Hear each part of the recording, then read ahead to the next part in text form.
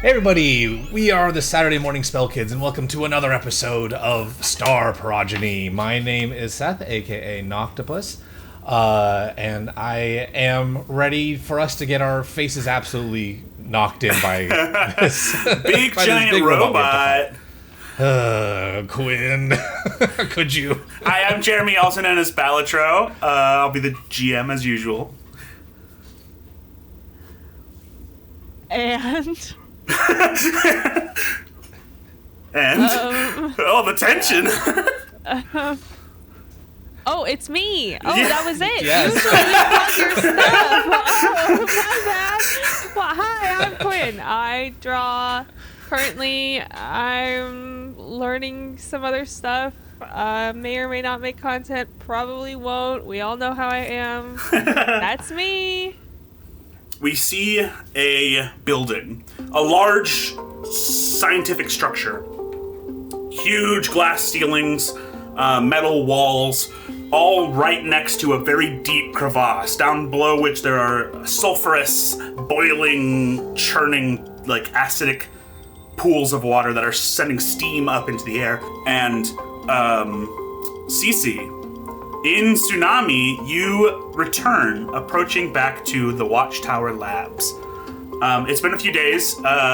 You spent some time in the city, but you have made your way back to Watchtower Labs to report, unfortunately, ultimately, your failure at collecting the data from the MaxSat station to get the rest of your clan their mechs. Yes. She is going to, ashamedly, she doesn't have her little human. No, you're stuck in your mech anymore. I'm stuck in my mech, so she's going to as much as like a big mech can look like a head hanging down. Sullen giant mech. Yeah. Kind of like scoot my way towards the camp and put on the speakers. Finally, I have returned. As you approach the doors, they kind of open up. Watchtower is looking just as dilapidated as ever. You see Sweet home. various creatures, animals awakened by the division syndrome. Another piece of information they don't know that you do, that all of the clan has what's called division syndrome. Some kind of disease that is giving them consciousness, but ultimately killing them. And you're not 100% sure how long you or they have without the assistance of the scientist who injected them with this syndrome. Yeah. That douche. That douche? Question mark? It's an interesting soft insult for a guy who's killing all of your people. A bunch of the animals kind of clamber up on the walls, and you see that they have like laser pistols and spears, and some of them are starting to arm themselves. It looks like they were preparing to defend themselves from the prophets if you ultimately did die. And when you come back in, there's like a little tsunami, Return. You walk and duck your head down into the big foray. Yes. There's no Seasea is not celebrating herself. But she will kind of look through the crowd, try to pause to see if Lola and Tessa. Tessa, yeah, and Tessa are kind of in the crowd before. So you in the large entry chamber, it's kind of like a big circular foray room that has the most overgrowth going on in it because it was once like a kind of like a hermetically sealed garden sort of area, but now it's like way overgrown. This has become the center chamber of the clan, and in the back of it you can see two destroyed prophet mechs that weren't there before. That their hands kind of interlace like this.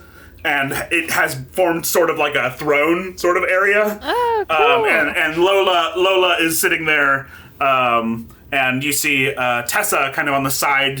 One of the heads of the Prophet Mex is knocked sideways, and she's pulling wires out of its neck and tinkering with it. Oh, cute. The speaker is on, and he will lower it as much as normal conversation-like voice is, and approach the throne, get down on a knee, and say, I assume you have heard the news. We have, sister. But she stands up and she puts like a hand on the shoulder of your mech, kind of eye level with it. You did not fail. You survived. You came back to us. I will never leave. I will be here as long as I can move. Speaking of,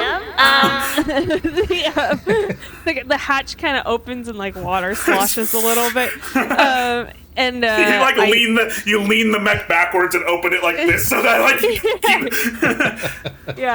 and Cece kind of pops up, obviously like the tentacles, so her head is like upside down, and goes, I lost my little mech. I see. The body you had taken from the machine has been taken from you? Okay. It's been a while. I'm pretty sure that mech It was out of, it was right? Raucus's body. Right. And I yeeted out of it. It was cracked. And you guys had fallen into the river during the fight outside of the, like... Right. You remember? Yeah. And then the body was sinking because it was so heavy. So you just ejected from it and swam to your mech. Right. Okay. Yes. She will be like, can I be witty today? The body is at the bottom of a river. Dead, such as one Raucus. You slew Raucus. Something like that. A mighty warrior, sister! And then a bunch of animals. We love cheering! Huzzah! Tessa kind of swings on a wire and lands on your vision plate. Sister, tell me, where is the datapad? Yes, perhaps you can grab my bowl and we can walk as I tell you a tale of what has occurred off-world. Very well. She clambers off. We cut to Belmac, the big city.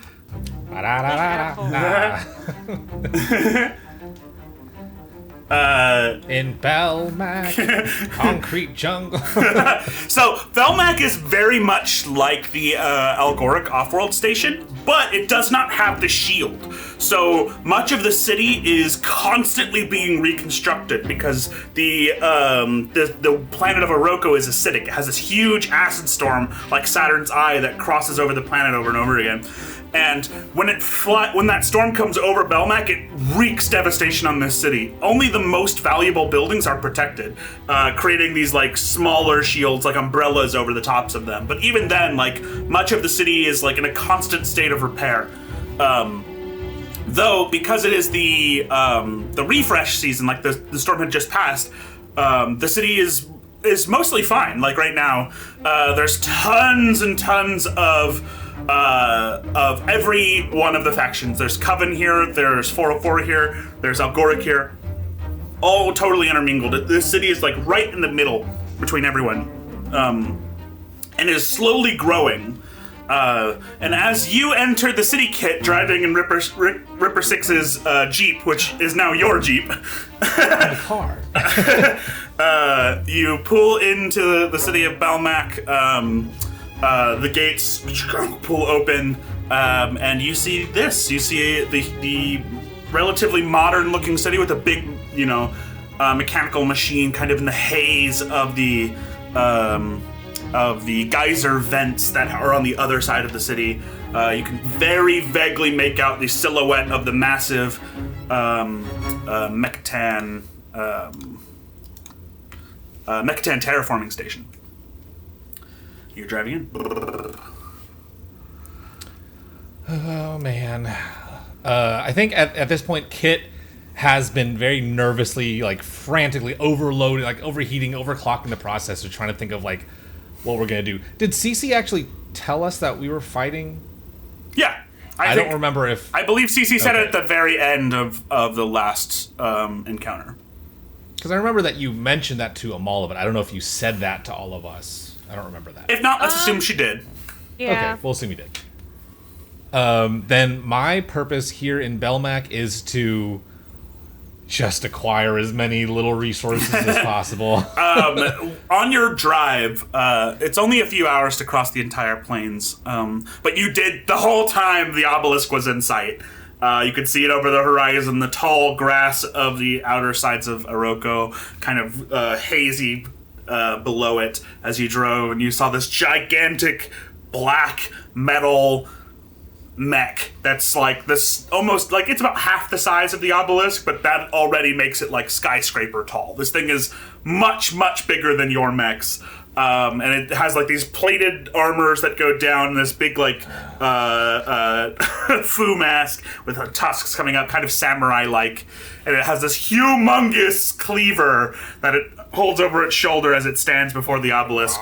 Above you as you're driving, you do see ships starting to leave from the Algoric and head to Belmac for the next part of the Pulse River Festival, which is our slaughter. Yeah, your untimely death. I think that there is a point in the middle of that drive where once the mech comes into view, I just like I'm contemplating just hard left and just driving away, just going home. This entire area. I think that's interesting. Yeah, because Kit, you have independence and freedom really for the first time ever. Cece and you are split up for a little bit. Gonna meet back up in Belmac. This is probably the first time Kit has ever really experienced being fully alone in his life on your way to Belmac. Yeah, I think that first night on his way, I think he just spent it in the truck, just like if I had flesh, just white knuckling the steering wheel, like waiting. But yeah, I think ultimately I would have just stayed the course and made my way to Belmac, trying to formulate some semblance of a plan for how we're gonna hopefully survive, dodge death. Yeah, I don't think we're gonna beat this thing, but heck. You were driving probably 150 miles an hour, which is normal for this far future, through these grassy plains. Your car just boom, the grass parting. There's no real roads out there, but you have these huge, basically like Mars rover tires as you're flying through. But when you get into the city, you have to really adjust that because it's very crowded. As you pull in, there's a couple of other vehicles. Most of them are hovering or like above the crowd level, but the city is very much alive. Lots going on. You see a ton of 404 coming around. You see hollow screens appearing on buildings showing Zacchaeus, you, and CC as the champions of the three finally strike down the dread guardian. Driving in. Has Kit ever been to Belmac? I think he's been across pretty much everywhere in the heavily populated areas. Yeah, I think most of the time it's at night though. So when he doesn't get to go during the day, so this is probably all still pretty fresh to him. Right. So you start driving through the city. I imagine you're heading to some kind of lodge or engine station. You're looking. I imagine that they would have told us about some kind of staging area. Yeah, right? I think there is. The event isn't for another few days. The exact time that the fight will begin hasn't really been set because things have been. All the schedule has been thrown way off by the events of the last week. So they haven't really hard set when the Guardian fight's going to be, but they are going to announce that it's happening before the end of the festival, which is the end of next week. So you have at least a week or rather, you have a week at most, but it's probably going to be shorter than that. And so they expect all three of you, to report to the Belmax Towers in the next couple of days. I'll probably do that first, just because I want to park this big truck someplace. Mm-hmm. Yes, Question. Quinn? Sure. What happens when we just don't show up? You don't know. You don't know. It would be crazy to say, like, we'll do it, and then not go. Yeah, it would be, wouldn't it? I think Kit was definitely thinking about that, but our faces were definitely plastered all over every TV screen. So I feel like if he to be fair, ditched, it is a relatively average sub-op guy. A Kit, which is like one of 900 million that look almost identical. I got my jacket. And then a cuttlefish, which I think is the biggest point of confusion for most people right now. I'm painting a narrative. You know, we're the underdogs. You're complete unknowns. Very under. The bar is so low that if we don't show up, I feel like 90% of the population would be like, that makes sense. I'm not surprised. I don't know. I still want to be able to walk around without getting shit thrown at me all the time. Just change your jacket. I will die before I get rid of this jacket. I will die a second time. This jacket survived the vacuum of space somehow. I know that's not a threat. That's me describing to the strength of this jacket. So you head towards the Belmac Towers. There's a couple of large, like, governmental body buildings, and they do have, like, sub-level garage sections with other vehicles similar to yours in them. As you come forward, I think as we're driving in, if you were looking at Kit's face, you would see the display on his Prasa collar change, and it's like cowering levels. I reduce them manually, and then, like, confidence, I boost those up to like 50. Okay. We're gonna do this. We're gonna defeat this big robot, and then I guess I'll have to go back home and find a way to permanently kill my boss. I'm just like in the parking structure, just like talking to myself as the radio's playing. On your data slate, you see you have the live updates as to what is going on with Ripper 6 and the Act of God, the mech that he stole. The active police chase. He was captured. Oh yay! He was captured, and he is being held in captivity and being kind of blamed for the disturbance before the Pulse River event. People don't really know exactly what happened. The news is very confusing. I hope they know not to kill him. That would be the worst thing that they could do. Immediately teleport him back. Yep. You pull up onto the station. You see there's a bunch of like platforms you can drive onto that lower down into the garage. You drive on. There's one next to you, and you see there's a mech there. It is also an Everest that is very personal touched up, right? It's got a lot of 404 iconography on it. 404's mechs look very military. And you can see there is like a bunch of like tech on the front of it that isn't normally on there. That is on one of the platforms next to you as you go down.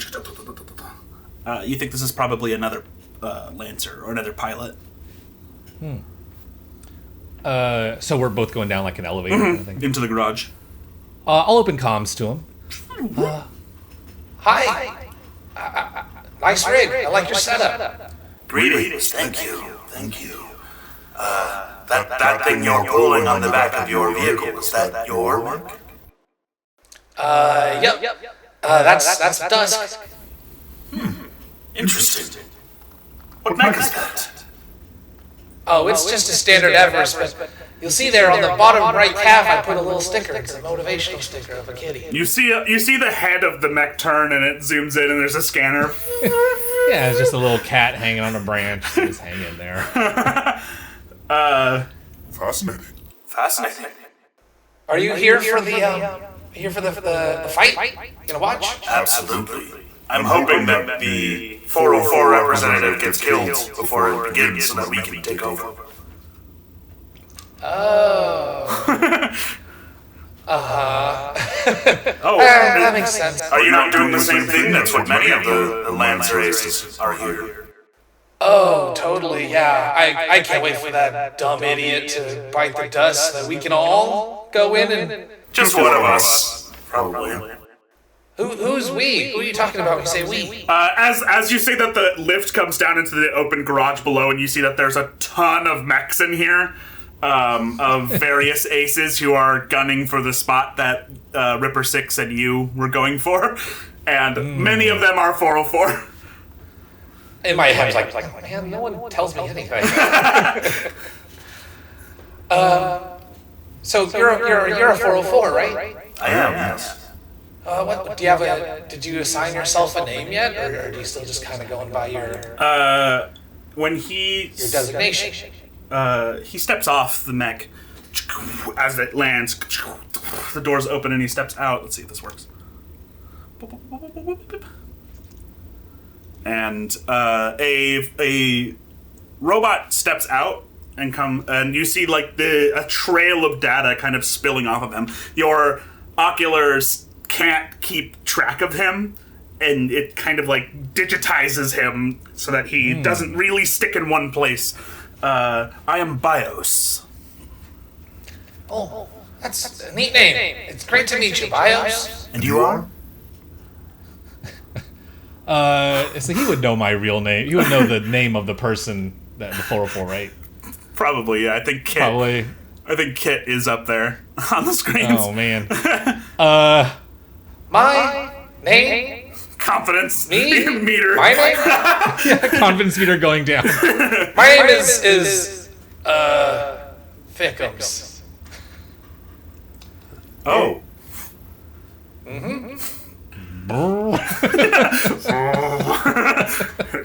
Security like waves you over to an empty parking spot.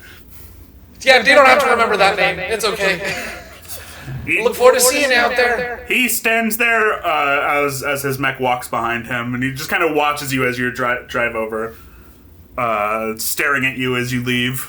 And you get out of line of sight. Like cycling through different Prosocolor disguises. But yeah, I'll park my thing over at the way station. Yeah. Back at the watchtower.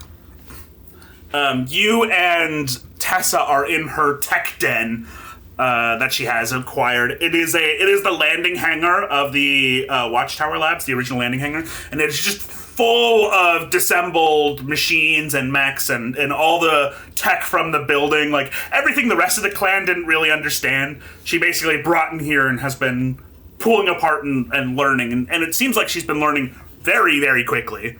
But she swings across hanging wires and chains, and like you see, there's like half broken mechs on chains, blocks hanging around. Am I in a fishbowl? Yeah, you're in a fishbowl. I like to imagine just a big tank. So as we're swinging, Cece's like, And then put the data shard in the thing, and and then the ship exploded.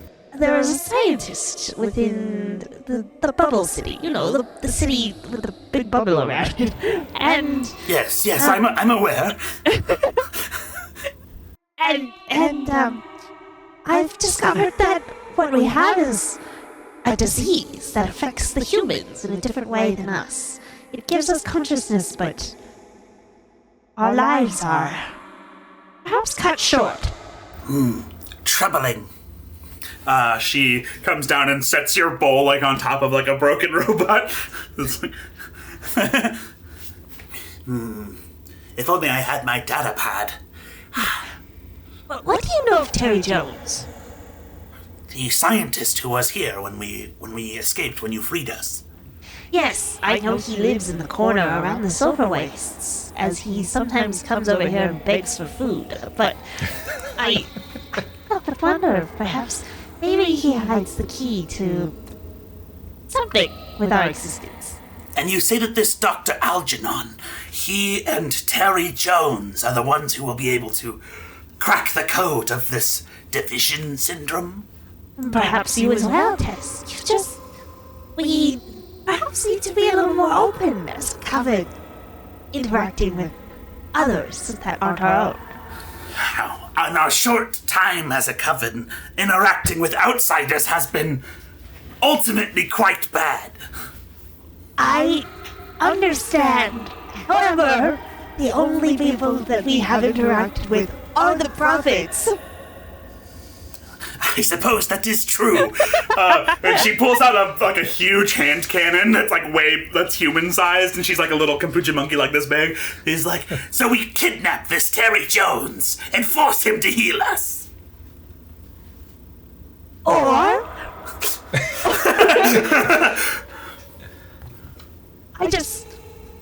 while I love the line of thinking, I feel that maybe we could approach I have an expert in this field of what do they call kindness.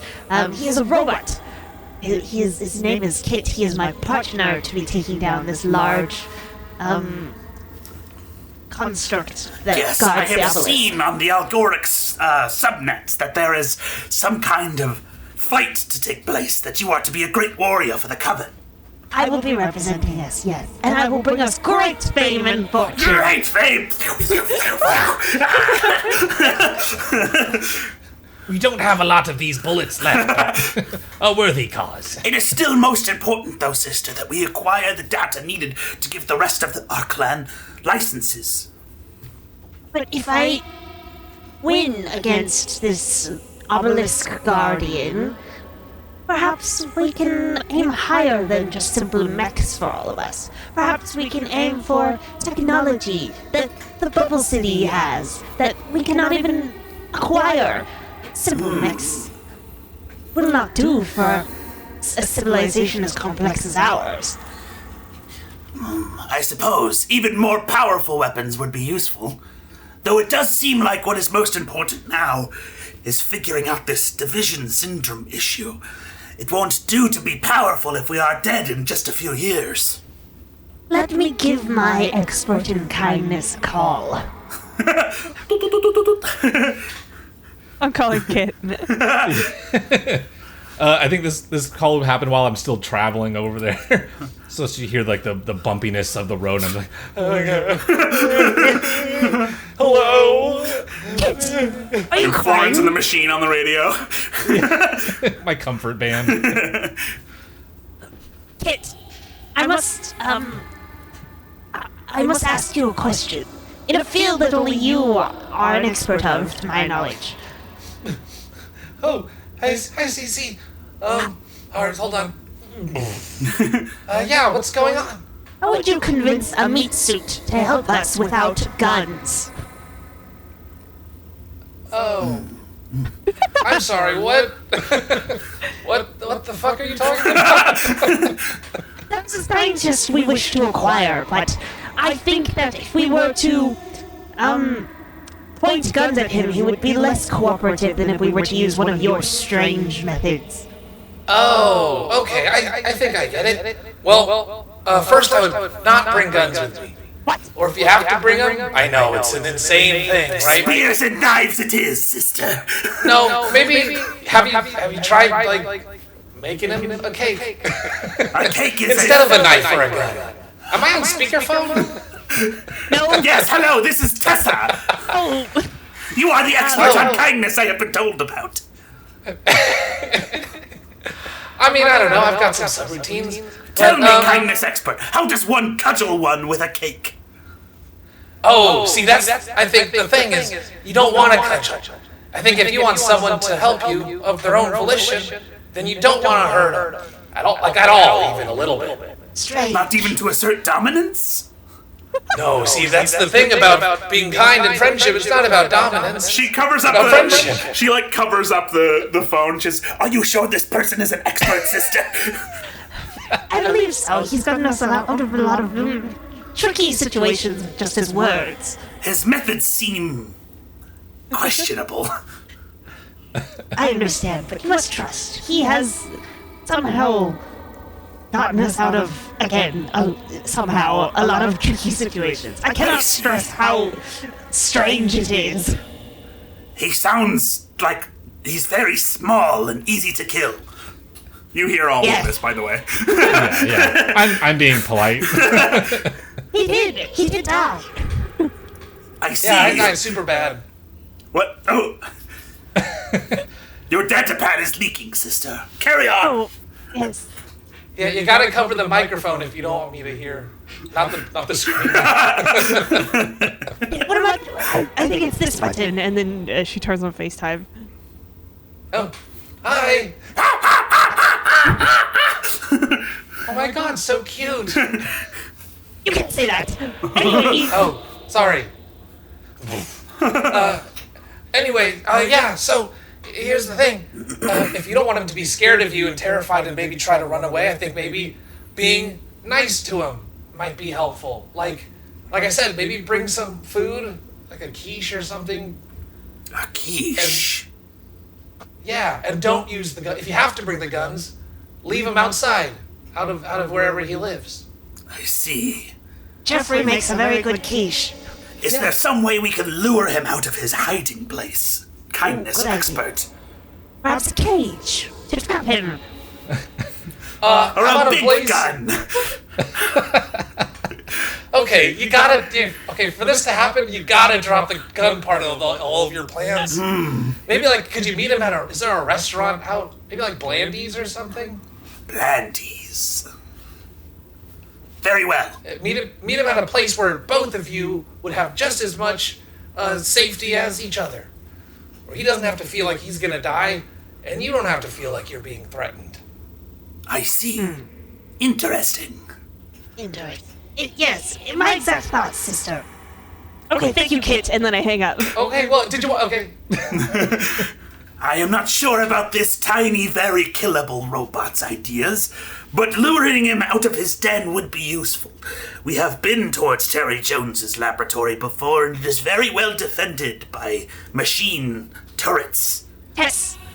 Perhaps because Terry Jones is also a tiny, killable creature. They think the same. Maybe we try his methods, and if it doesn't work, then we can bring the guns. And if this fails, we can use the guns on the other scientist and do it the clan way. Dr. Algernon is pretty nice. I wouldn't do that. Is he an expert on being nice? No, he's an expert on division disease. All right, very well. I will follow your lead, sister. I will speak with the Mistress Lola, and we will devise perhaps a good place outside of the Xenos Forest. Yes, and don't forget to tell Jeffrey to make the quiche. Jeffrey does make a mean quiche. Jeffrey's quiche. While Tess goes, I think Cece in her little fishbowl, she's gonna ask before Tess leaves to give her those little garbage picker-upper things. yeah, little gribby grabbers. Yeah. And she's gonna start compiling parts to make her own little mech again. Okay. Yeah. She'll set all the servos and stuff for you to build kind of a cobbled together skeleton robot. Yeah. But she can only lift up pieces that are about similar size to her, so then she ends up making like a little guy. a little ball. That's like this big, yeah. You just build it around the fishbowl as you're going. Yeah. Very good. Okay. Back in the city. You have checked in with the clerks at the Belmec Towers. They have given you like the information that you need and told you that we'll contact you, sir, when the time has come for you to face the Great Guardian. And might I say, it is an honor to have you here in Belmec. The Guardian of the Obelisk has been a danger to us for so long, and it'll be the city will be happy to be rid of it. Yeah, thank you. You have a beautiful city here. Real quick question. What would you say would happen if we don't end up winning? Well, but we live still. But we live and we don't win. What would happen? I can't imagine a situation where either you or the Guardian isn't defeated, though I don't suspect that anyone would blame you. All ace pilots who have faced the creature have been summarily destroyed. The ground around the obelisk is littered with the carefully constructed mechs designed specifically to destroy the Guardian. Though this is the first time one of the greatest from each faction have come together, and the message it's sending to the planet of Oroko is clear, that there is unity and that the wars are long behind us. And also, this is an important moment for the Coven to be welcomed as equals by the Algoric and the 404. For in the past, many people have said that they are bandits and, marauders. So to see them fight alongside each other is quite an important message. I don't suspect that anyone would blame you for defeat, but to... Oh, I mean, I'm not talking about just defeat. I'm also talking about dereliction of duty and just fleeing like a straight-up coward. Huh. Is that... Not that I'm going to. I'm ready to die for this. Good, okay. But just saying. I would think it would be politically probably the worst disaster since the Algoric 404 war. Just kind of to represent the uniting of the three factions and then have you run away scared would be a pretty big embarrassment to the entire planet, and probably take the exact heroism that everyone is lauding upon you and turn it the exact opposite direction for the rest of your life. It wouldn't start another war, right? Like, I imagine that the Coven wouldn't take it very kindly, considering how important this is to them. Okay. So I think your friend should really die for the cause. Pat's on his shoulder, like, all right, I'll go tell them that they gotta go die. Thank you. I'm glad we have brave Lancers like you to take on such horrible creatures like the Guardian of the Obelisk. There were a lot of other Lancer aces that I saw in the garage. Are they allowed to participate too if something happens, or is... No, absolutely not. No, the event is specifically the three greatest Lancers of each faction. The aces will be facing the Guardian alone, unassisted. Though, if something were to happen to any of you, of course, you'd need to be replaced with the next best ace. And I understand that there's been some contention amongst your people, the 404, as to who is the top ace recently with the defeat of Raucus and others. Yes. Well, don't think about that too much. Goodbye. Like, I'm gonna get out before she starts asking more about what happened. She leans over to her guard and says, make sure security keeps an eye. I'm just power walking away. I have some things. So this is sort of that downtime area, right? Yes, I don't know if we want to get into that now, but yeah, sure. Or if we want to. So you know that at some point in the next week, you will be facing the Guardian of the Obelisk, which is a gigantic mech. It is a dreadnought mech, bigger than anything that anyone has ever constructed. It has been in Oroko since the planet was settled. Nobody really knows where it came from or what its deal is. There's just this giant obelisk it's protecting, does not let anything come near it. And that has proven pretty bad for the planet when ships fly over it and stuff. And so you are preparing to face this machine. And you have this week to prep, basically. So between your last mission and this mission, we are in a downtime period. And during this downtime, your goal is to collect reserves of like gear for your mech, valuable information about the Guardian, maybe allies who can help you on the sly, terrain advantages, stuff like that. Anything to give you the edge over this thing that is like predicted to kill you. So you each have 3 downtime activities that you get to take, and you guys got to pick. So why don't we start with yours, Seth? What do you? Okay, I think the first thing I'm gonna do, I would like to call Mozart. Wolfgang Amadeus Mozart? Yeah, buddy, Mozart, buddy. Hello? Oh, Mozart, thank God. Okay, are you okay? I am fabulous, my boy. How are you? I've seen you on the news. Oh, yeah, so you already know what's kind of going on, huh? I could not be more delighted and proud of you, my boy. Well, I'm glad that you think so positively of it, because I could use some help from you if you're okay. First off, I need to ask though, are you all right? Are you in any trouble at all? No, I shouldn't think so. I've been enjoying my time sitting at the edge of a megalith and yearning for more from life, as I usually do, staring out into the open void of the sky, wondering why I'm here and why the gods of machine and man, Yeah. You know. I get it. Yeah. Listen, Mozart, shut up. I'm so sorry. Well, you cut me bloviating. Continue. Well, the reason that I ask is because I may have accidentally got Ripper 6 arrested. Good. And he's sitting in it.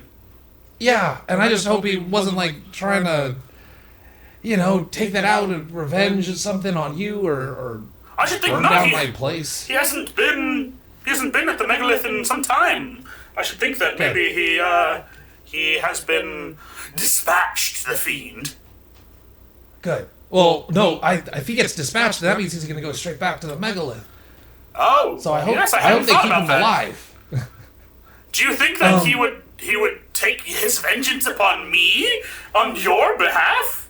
Well, I mean, he knows that we hang out all the time, and if he can't immediately rip my head off, there is also you nearby. Like adjusts his powdered wig over his robot. Yeah. I'd hate for you to lose your powdered wig. No, this is my favorite powdered wig, Kit. You know it. I know. So, if you do hear rumblings of Ripper 6 returning, hide someplace or something.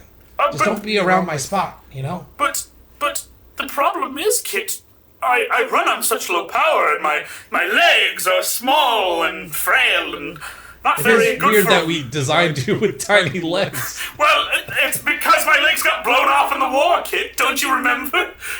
And now I have these terrible ones that's all I can afford, Kit. We had to get you the child size, extra small. They're gentleman sized. Thank you. Okay, I'm sorry. Short. Anyways, the other reason I'm calling is because remember how back in the war you were the artillery sergeant, I think. I would say the recall. drums of the cannons were my fate strokes. Yes, I was. Yes. Do you still have access to the orbital artillery?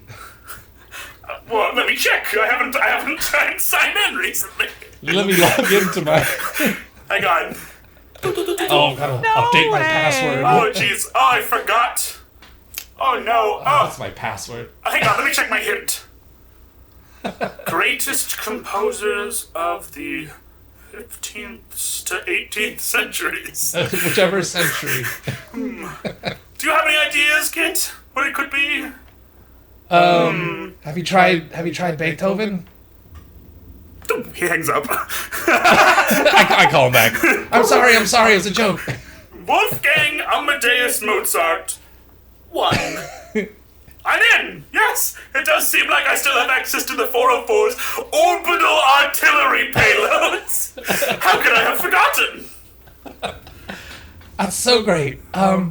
So we're gonna be fighting that big old mech soon, and I was wondering if maybe you had, I don't know, like a 6-foot tungsten carbide rod you could drop from space.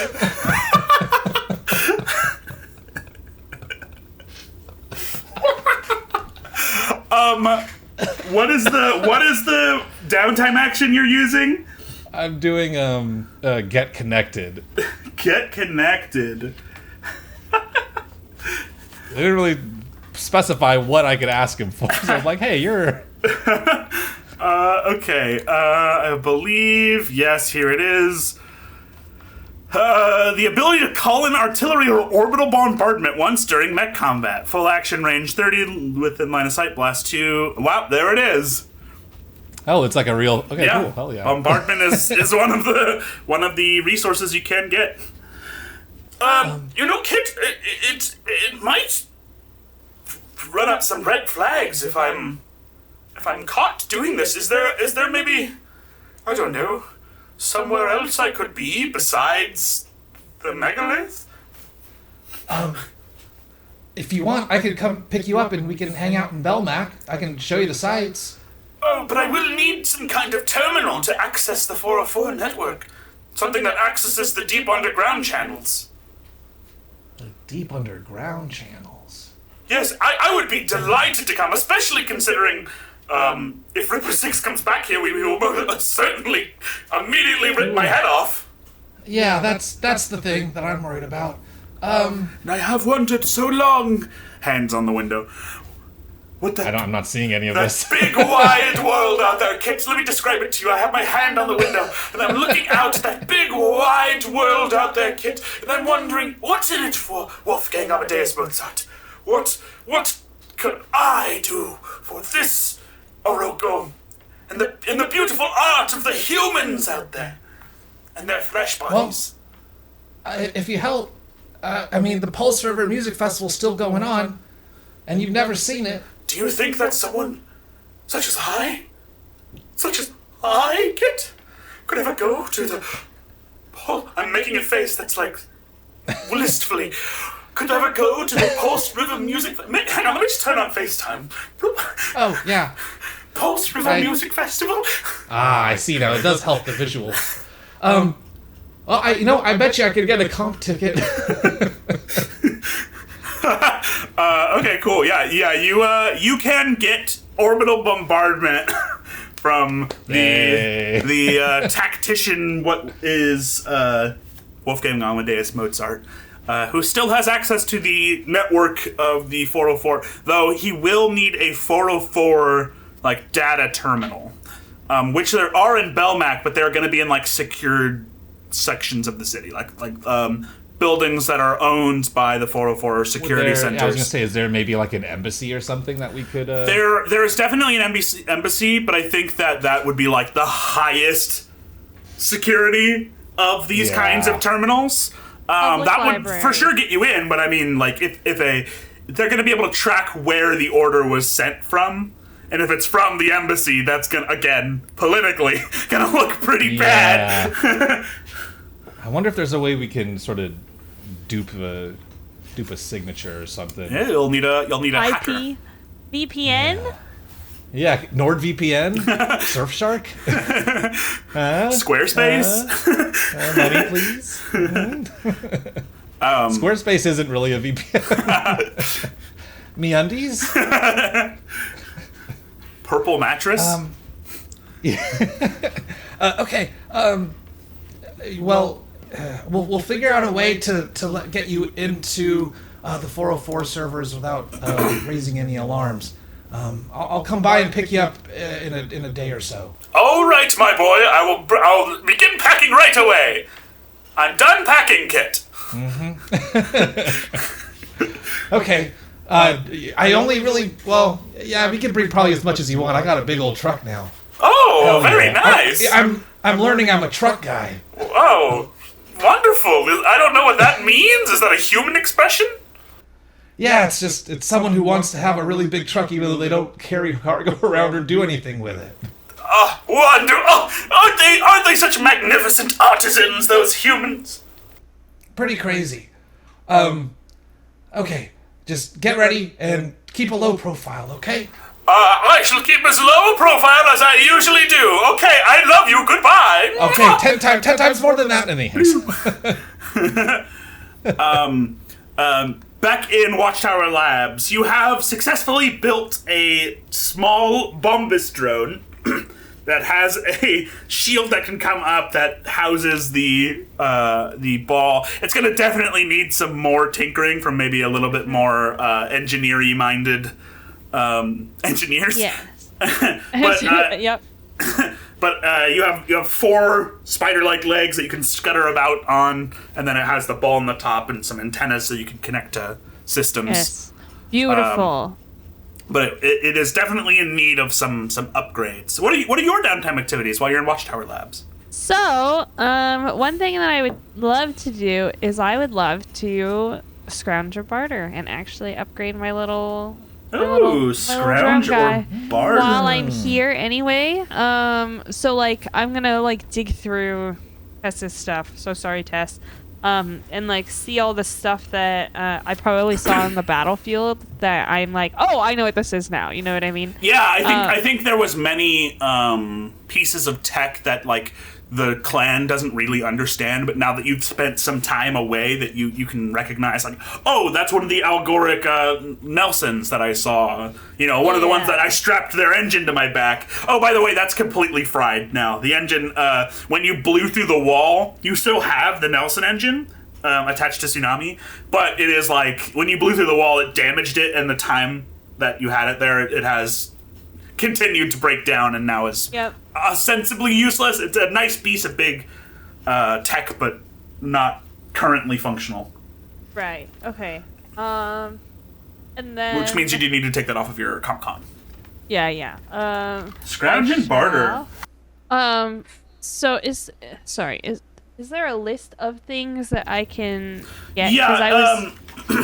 I have a list of reserves and equipment. Mech gear and pilot gear is on here, but you don't necessarily get 100% what you're looking for depending on what you roll. So you might find something else that's useful, but if you roll really well, you find exactly what you're looking for. So is there a specific item that you're after, right, or is it just like a system or something? No, I don't want anything with my mech. Okay. I actually think for the fight, I might try to be a little on the sneakier side. Oh, interesting. And I actually would love to get a stealth hard suit if I can. Oh, okay. So my little bombus drone can go invisible. So you're looking for some like cloak tech for machines. Yes. Okay, cool. Go ahead and roll me a d20. Just flat. Flat d20. Nat 20, bitch! Nat 20! You get what you're looking for, and there are no problems. Hell yeah! Literally, you're going through a pile of scrap. The first like metal sheet you move, there's a little attachment, and you can plug it in, and it does exactly that. It works exactly like a stealth hard suit, but it's powered off of your You bombs. need to buy a lottery ticket. Okay, so let me. Okay, well I'll add it in my free time. But cool, yeah. So she's gonna she's scrounging around for that, and then she's just basically like, oh, okay. Oh, perfect. You like check the systems you have equipped on the machine that you built already, and it's like already on there. Like, oh, all right. So she's gonna take that. And I'm gonna say because you got a flat 20. Also, you find 2 of them, so you find one that you can equip for Kit as well. Hell yeah. Ooh. I'll send a picture of it, but it's like a really shitty blurry picture, so you can't even tell what it is. and it just says you. Doesn't say anything else. Just says you. You just get a text back. I'm sorry. Because it's just like piles of scrap. I'm so sorry. This is you. Oh, well, you for real. And then I would love to get organized. Now that I'm mobile again, I would love to. Technically, the cult has already started, but I would love to start the cult. Okay. Essentially, I want the coven to kind of get a little more like governmentally organized, and I'm like that what is it? The Algoric? The Algoric, It's like, I don't agree with them, but they kind of had like a little system that I respected going on. You know what I mean? They were more organized than anything you've experienced within the coven. Yeah, and like Cece's at the point where she's like, that was a little too much, but I think I can find a nice middle ground. Interesting. Okay. So she's going to try and shake them away from absolute might makes right anarchy that they live in now. Yeah. Okay. I think it's like anarchy. I think she still likes the anarchy, but it's more like maybe we should murder, but let's take a vote first, knowing that everyone is probably going to go with the murder option. So Okay, yeah. so you come to Lola, and you kind of start showing her data from that you've collected from your time under the shield. I want to send her pictures too, and just be like, You see, there are some things that I feel perhaps, you know, how, Peony is a very, she doesn't speak up, but she's got great ideas. It allows for people like Peony to speak up quietly. I see. That way we have the small ones speaking with a bigger voice. Interesting Yes. idea, sister. Yeah. And then, you know, perhaps this tech that I can acquire can just be evenly spread to all, and then also Medicare for all, and then also... Fascinating. But I'm trying to push them towards like we should interact with not profits. Oh, you know what? Okay, so she'll say The Prophets are a growing organization, and they don't do that simply by keeping within their own constraints. We should branch out, find others who think the same or similarly to us. I see your ideas, sister, and I'm willing to follow them, especially if our time is short from this division syndrome. We might need to use some of the techniques of the outsiders to better organize ourselves. So when it comes to getting organized, you are going to state your organization's purpose or goal. Each organization has a focus, so here's your choices: military, scientific, academic, criminal, humanitarian, or animalitarian in this case, industrial, entertainment, or political. And so now you pick which one of those is the kind of organization you want the clan to be. methinks political. Political, okay. Yeah. And then you pick either a +2 with their efficiency or with their influence.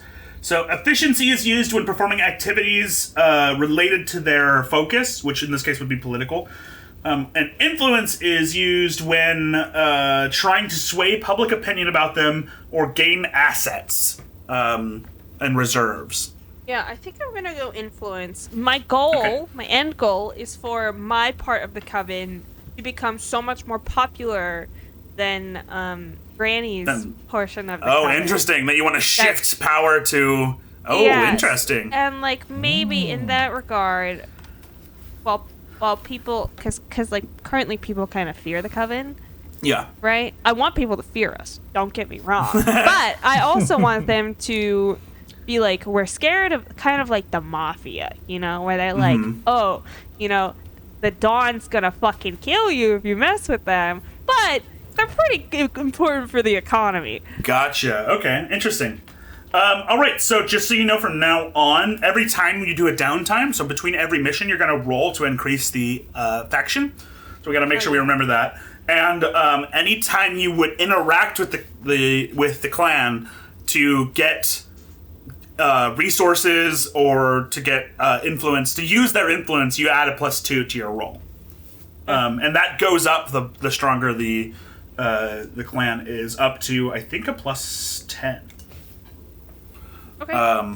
So yeah, so you get a +2 whenever you use the clan as a resource. Heck yeah, I do. And I can just make up what all these animals do, man. Do you say peony is one of the animals? Like the flower? Yeah, sure. She's a Wolverine. A Wolverine! She's a Wolverine and a house cat. Oh, okay. A house cat Wolverine. Very nice. Okay. Kit. You and Mozart, 2 days later, are in Belmac. You're moving throughout the city. What have you been doing in the city to prepare for the big fight? Have you made yourself known?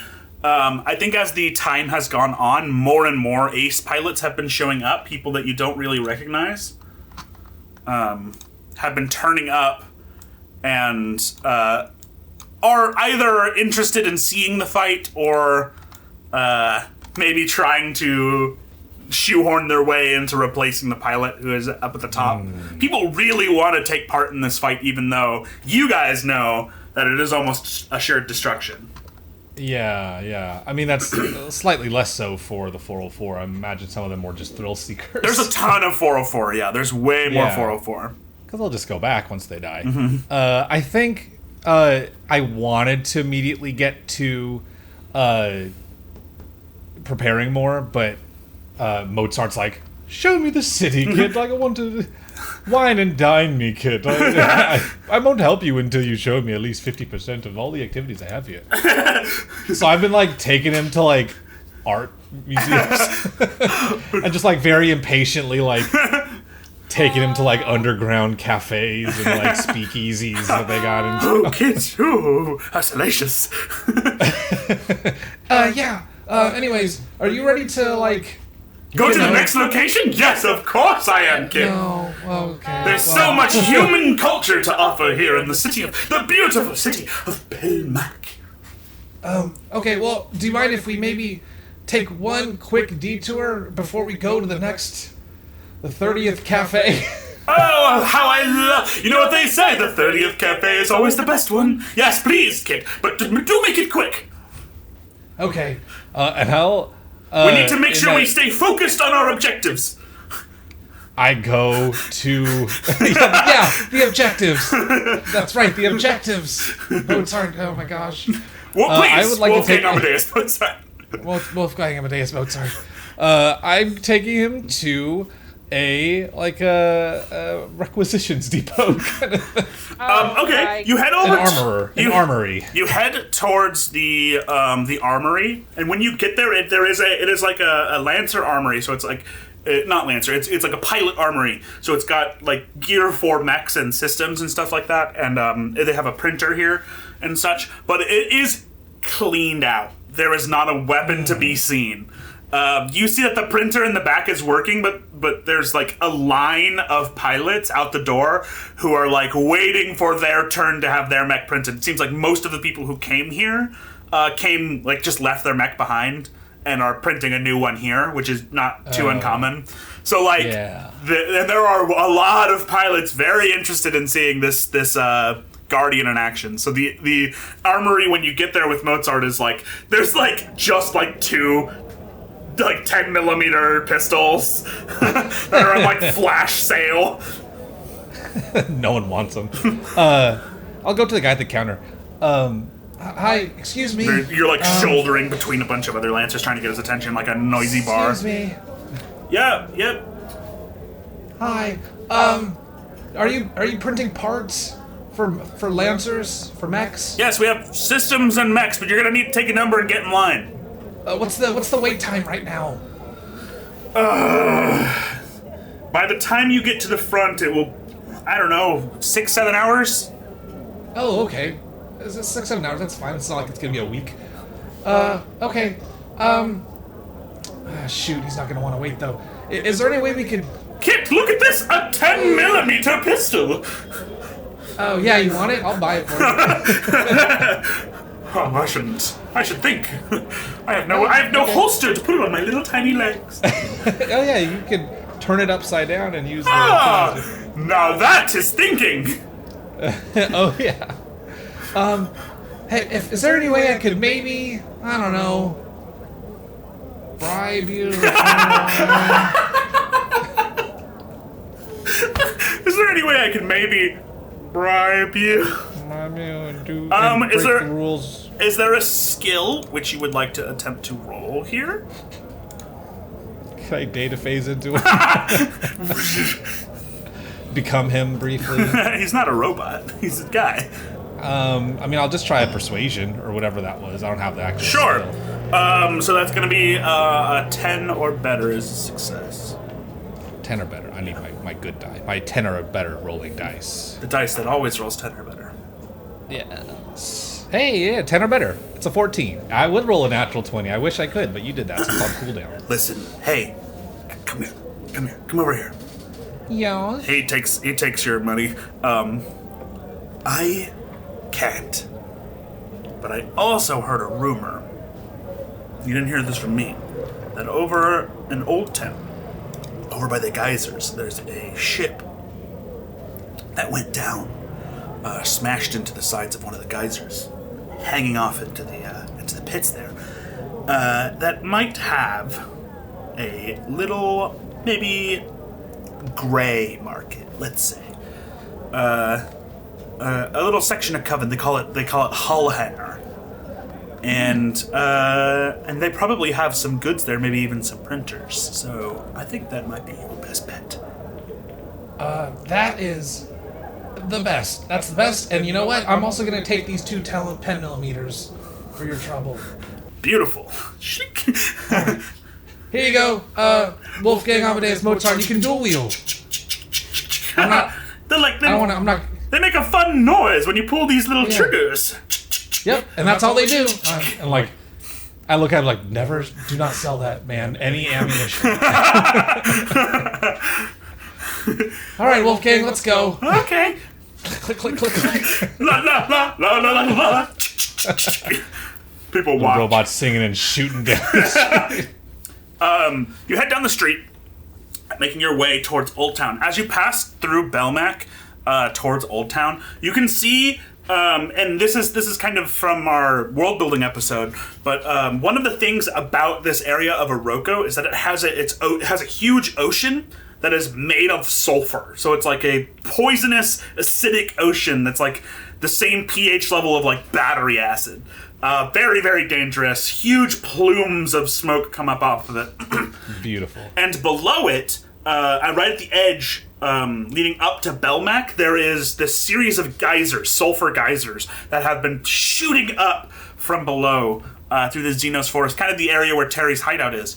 And this section, these geysers have slowly crept, exploding upward further and further in towards Belmac. And part of the city now is like abandoned because geysers have broken and like sinkholes have opened. So like not half, but like maybe a fourth of Belmac is dilapidated and ruined, totally untouched. There are people in there, but it's not really the kind of place you want to live, with like huge geysers breaking buildings and stuff. This is why you get geological reports before you start construction on projects, engineers, civil engineers, because of geysers. Because of geysers and sinkholes of a battery acid. So you start making your way in, and you actually, like, your internal monitors are telling you, like, acid level is rising as you head towards Old Town. There's, like, a thick, like, chlorine fog that hangs over the area as you walk in. Okay, so I'm sorry, you're saying there's a chlorine gas in the area? Yeah. So is it just 404 down here and, like, features that have adapted? Yeah. This will kill humans. Yeah, 100%. Okay, cool. Well, remember, Iroko is not a planet that is adapted. Like, humans can't live on Iroko. The only reason there's air anywhere in this area is because the Mechatan terraforming station, which is like creating a livable atmosphere in the immediate area. But like the rest of the planet further beyond this range is basically like this everywhere. Okay. So like, yeah, there is a chlorine gas in the air that's fine for you. Yeah. It's crisp. As we're heading down, so Wolfgang Amadeus Mozart, what do you think of Belmac so far? Oh, it's wonderful, I must say. I am looking forward to that 30th cafe, though. I hear it's a good one. That's how they market themselves as the 30th cafe. 30th cafe, parentheses, a good one.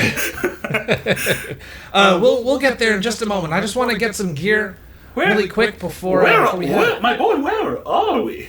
He says, looking around. You see, there's a huge building that has kind of like cob or adobe like structure on the outside that's like flash printed. that's like leaning over the street, and the side of it is like melting down the sides. The road up ahead continues forward and like zigzags, and then just suddenly cuts off, and there's a huge pit in the ground. The gas is coming up from underneath. So we don't have places like this at the megalith because everybody knows where everything is. But I guess in places like that are owned by like the Coven or by the Algoric, they have these things called markets of different grayscale values. And you can get stuff here that you can't get at some of the other places. Fascinating. It's pretty neat. I see. I think they should do some sweeping of the place, though. Oh. I mean, that's more for them than it is for us. You see like a visor kind of peek through a window, and there's somebody inside, like a human with a hard suit on, and they look, close their shutters as you walk down Old Town. It's what's great about this place, I think, is that people just leave you alone. Nobody wants to be seen or heard down here, so it's pretty peaceful. Interesting, fascinating. Anyways, there should be a place I could buy this gun I want to use for the upcoming fight. And that's all I want to get. And then we can go to as many cafes as you want. As many as I want? Very well. Mm-hmm. Let's go! Oh, I would be careful about doing that down here specifically. Not music lovers, I can see. Well, not music, not that kind of music. Not 10mm music. The drum of artillery. It takes me back. You head in, walking kind of... It takes a while wandering around in Old Town, but it really is, like, devastated by these geysers. And it's clear, like, as you're passing the edge of the rest of Velmac into Old Town, there's, like, a clear divide. You can see that there are some, like, force walls up, and there are, like, hard light pillars being used to hold buildings up, and there's whole sections that like blocks that have fallen into the ground, and when you look down you can see like this yellow orange acid down below, where the buildings are like melting into this pools of acid and filling the pools up. It's quite deep as well, quite low down there, and you head towards... Like, you're wandering around, you don't really know where the hull hangar is, but eventually you spot the front end of a ship sticking up like this, high into the air. It's the only thing like that you've seen in the area, and there are lights on inside the ship. I think that's it. Certainly must be. Heading that way, you can see the side of the ship is blown open, and there is a whole, like, black market inside. Tons of max people in hard suits. There's a force wall in the hole that's open. Seems like they have a pumped like internal atmosphere inside, and there are humans inside trading arms and such. And the ship drops like almost like a 50-degree angle straight down into one of those huge pits down below. Yeah, this is definitely the place. Come on, Wolfgang Amadeus Mozart. You. Just a heads up, it is 1:40. Do you want to take a break? Yeah, you pass into the you head forward and you pass into the shields, and inside as you walk in you see this. The inside of hull hangar. My dream. It's These very Star Fox looking ships. It's very paramilitary. Lots of mercenaries run by the Coven, but it's like when you guys were on Granny's Tower, it was pretty civilian. This is clearly combat, like military arms dealer focused. And as you come in, it has been a time jump. You see in there, Seasea. Seasea! Seasea! Am I with anyone? You are. Who you with? Seasea. You with Lola and Tessa, or one of your? I think other... definitely. Well, I think I'm with Tessa and Peony. Peony. Okay. I'm making her a regular character. Fan favorite Peony. Is Peony bipedal or is Peony on all fours? She's bipedal. Okay. Cool. Aww. She looks like because she's like a Wolverine and a cat cross, she looks like the otter from the really sad Guardians of the Galaxy movie. Oh God! Okay. Yeah. So I haven't she, watched it yet. I think she's got like useless The tiny animal arm. paws, but then Yeah. like robot. She's got like a robot arm backpack Yeah. that has thumbs.